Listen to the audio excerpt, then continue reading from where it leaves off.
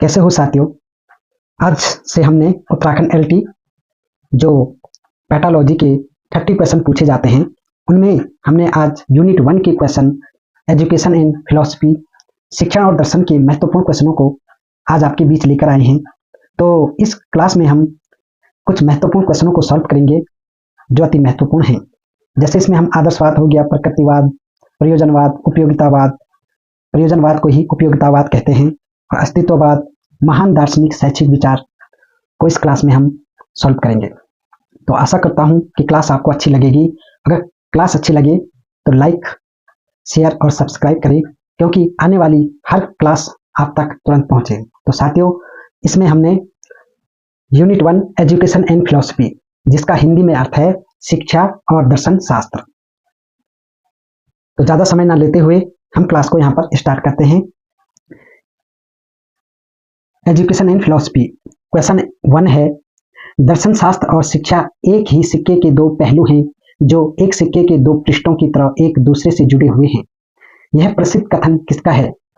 यह महत्वपूर्ण क्वेश्चन है, इसे आप जरूर नोट डाउन करें। तो आपको बताना है इसका राइट ऑप्शन है जॉन डीवी, जे.एस. रॉस, प्लेटो या फ्रॉगेल। तो इसका राइट ऑप्शन आपने चूज कर लिया होगा, कौन सा राइट होगा। तो कौन सा होगा? Option number B, J S. Ross. तो रॉस का ये कथन है कि दर्शन शास्त्र और शिक्षा एक ही सिक्के के दो पहलू हैं। इसे याद रखना कि दर्शन शास्त्र कहता है कि शिक्षा एक ही सिक्के के दो पहलू हैं। तो ये किसने कहा? जे.एस. रॉस ने। अगले क्वेश्चन पे चलते हैं। ये इसका व्याख्या दी गई है कि शिक्षा शास्त्री रॉस ने स्पष्ट किया है कि दर्शन और शिक्षा एक ही वस्तु के दो पहलू हैं, एक ही सिक्के या सिक्के के तरफ का भाग है। सैद्धांतिक पक्ष दर्शन है और दूसरा पक्ष का भाग उसका व्यवहारिक पक्ष यानी कि शिक्षा है। ये किसने कहा? जे.एस. रॉस ने। नेक्स्ट क्वेश्चन है, निम्नलिखित में से कौन सी विचारधारा प्रकृति की ओर लौटो का नारा देती है और बालक की स्वतंत्रता पर सबसे अधिक बल देती है? तो साथियों, ये क्लास आपको बहुत ही महत्वपूर्ण होने वाली है और आप इस क्लास को बिल्कुल भी स्किप ना करें, क्योंकि यूनिट 1 ही एक ऐसा विषय है जो आपके सब्जेक्ट में तो कमांड होती है, और अगर आप यूनिट 1 के क्वेश्चनों को अच्छी प्रकार से पढ़ते हैं तो इसमें आपका स्कोर अच्छा होगा, ताकि आप एलटी में अपनी एक सीट पक्की कर सके। तो आपको बताना है इसका राइट ऑप्शन कि निम्नलिखित में से कौन सी विचारधारा प्रकृति की ओर लौटो का नारा देती है और बालक की स्वतंत्रता पर सबसे अधिक बल देती है? ऑप्शन है आदर्शवाद, प्रयोजनवाद, प्रकृतिवाद और यथार्थवाद। तो बताइए इसका राइट ऑप्शन कौन सा होगा। तो आप इसका राइट ऑप्शन क्या लगाते हो ये कमेंट बॉक्स में अवश्य बताएं, ताकि मुझे भी पता लगे कि आप अपनी तैयारी किस प्रकार से कर रहे हैं, ताकि क्वेश्चनों को और भी बेहतर तरीके से बनाया जाए। तो क्या होगा इसका right option? Option number C, प्रकृतिवाद। तो प्रकृति की ओर लौटो का नारा देती है कौन? प्रकृतिवाद। तो इससे आप याद रखोगे कि प्रकृति की ओर लौटो कौन कहता है? प्रकृतिवाद। तो इसका राइट ऑप्शन क्या होगा? सी।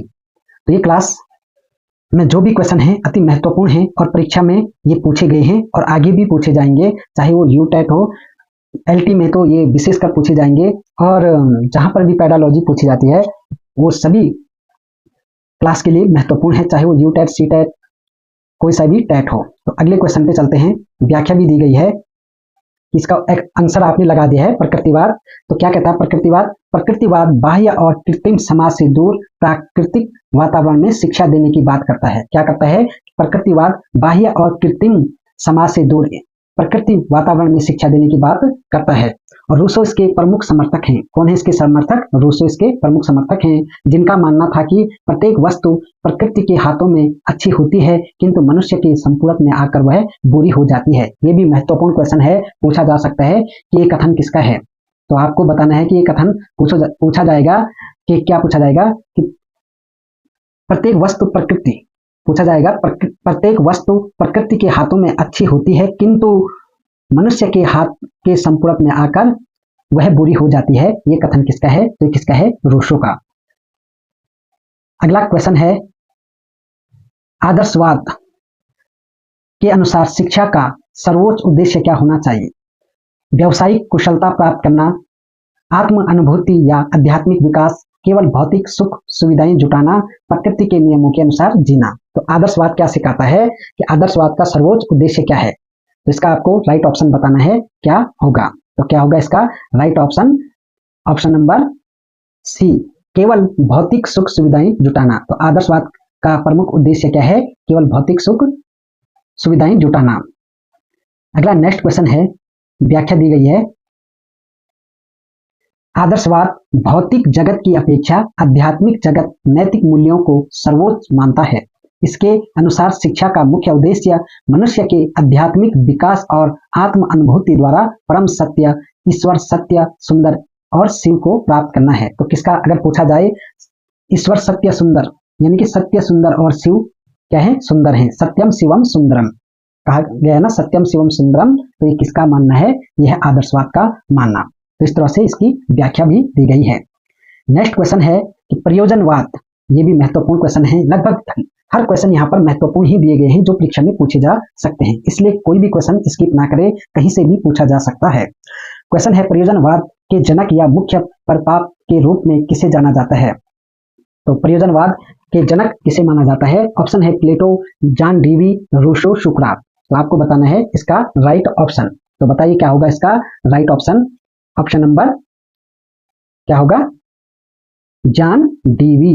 ये शायद पहले क्लास में भी कराया गया है, जहां पर आपको डेमो क्लास दी गई थी। उस क्लास को भी आप अवश्य देखना, क्योंकि उसमें भी महत्वपूर्ण क्वेश्चन है। क्योंकि क्वेश्चन महत्वपूर्ण ही होता है, कहीं से भी पूछा जा सकता है, एग्जाम्पल क्वेश्चन को कहीं से भी बना सकता है। तो आपको हर क्वेश्चन को पढ़ना है और जो महत्वपूर्ण क्वेश्चन है उनको अच्छी तरह से 2-3 बार उनको अवश्य रिवीजन करना चाहिए। अगला नेक्स्ट क्वेश्चन पे चलते हैं। तो यहाँ पर व्याख्या दी गई है। व्याख्या में क्या कहा गया है?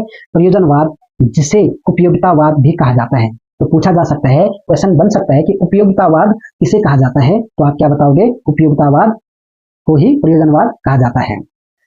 तो प्रयोजनवाद, जिसे उपयोगितावाद भी कहा जाता है, के विकास में अमेरिकी दार्शनिक कौन थे? जॉन डीवी का योगदान सबसे महत्वपूर्ण है। उन्होंने शिक्षा में करके सीखने और सामाजिक अनुभवों पर सबसे अधिक जोर दिया है।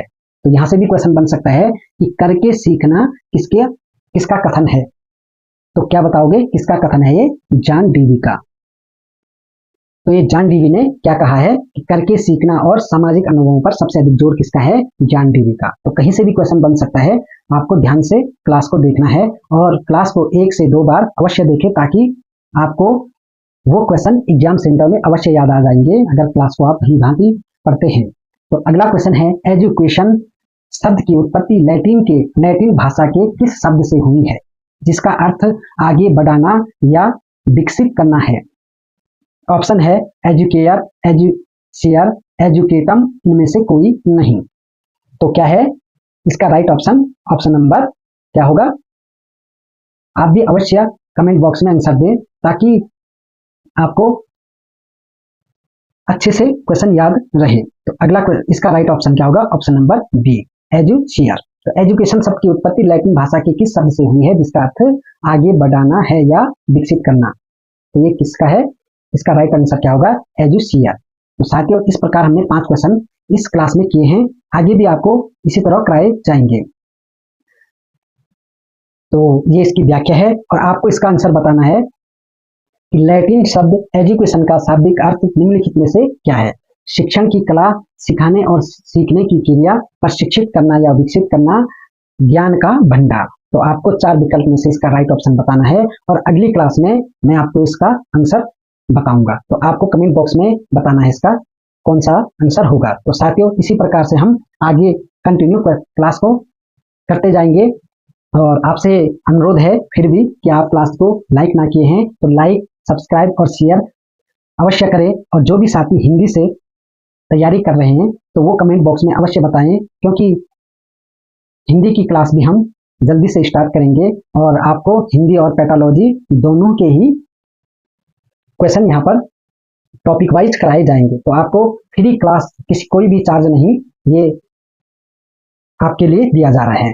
तो आपसे आशा करूंगा क्लास आपको अच्छी लगी होगी और मिलते हैं अगली क्लास में। तो तब तक स्वस्थ रहें, मस्त रहें और अपनी तैयारी को बेहतर तरीके से करते रहें। तो मिलते हैं साथियों नेक्स्ट क्लास में, तब तक के लिए जय हिंद, जय भारत।